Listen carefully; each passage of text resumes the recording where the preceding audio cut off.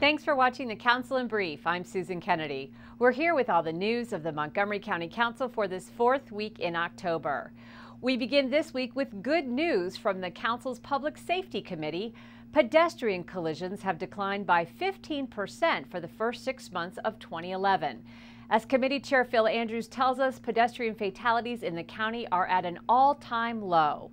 We've seen dramatic reductions in the number of pedestrian fatalities. We've only had 4 this year, which is 4 too many, but it's much better than previous years where we've averaged 15 or so. So we're doing much better there. And in terms of the number of collisions that pedestrians have with vehicles, that's down about 10–15%.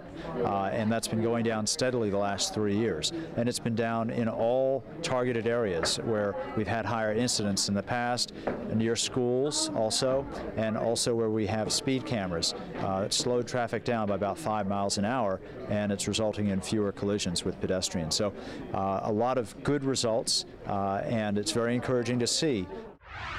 Montgomery County government has been pursuing a bike share program for the past 3 years.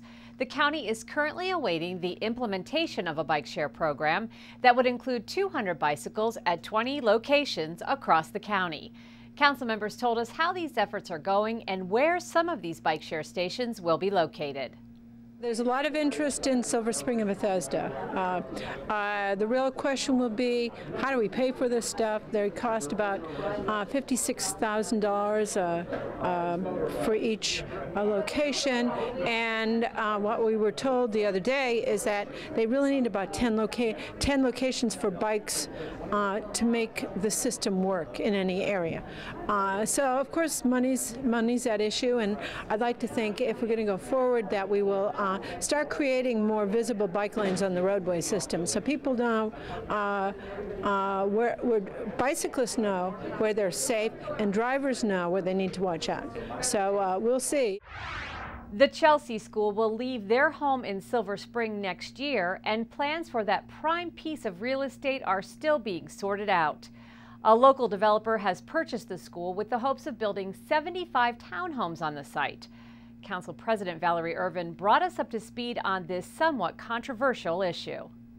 The council voted to remand the whole issue back to the planning board because there were a lot of very, very complicated issues that we did not really think that we could resolve in today's hearing. So it's going to go back, and I think that community is going to end up with townhouses because they originally wanted to propose single-family houses. So they'll get townhouses. It just is a matter of how many, and the other issue has to do with historic preservation of a big building. It's a beautiful building. It's in my neighborhood, and how that will be worked out. And finally, Councilmember Nancy Floreen has been chosen to chair the regional kickoff party for the Key to the Cure, a national 3-day shopping event designed to raise funds for cancer research and treatment. This area's event will be held at Saks Fifth Avenue in Chevy Chase. Women, and in particularly women in Montgomery County, are hit really hard by breast cancer. So right now, this week, Suburban is partnering with Saks Fifth Avenue to kick off really a national program of to raise money for women's cancer research.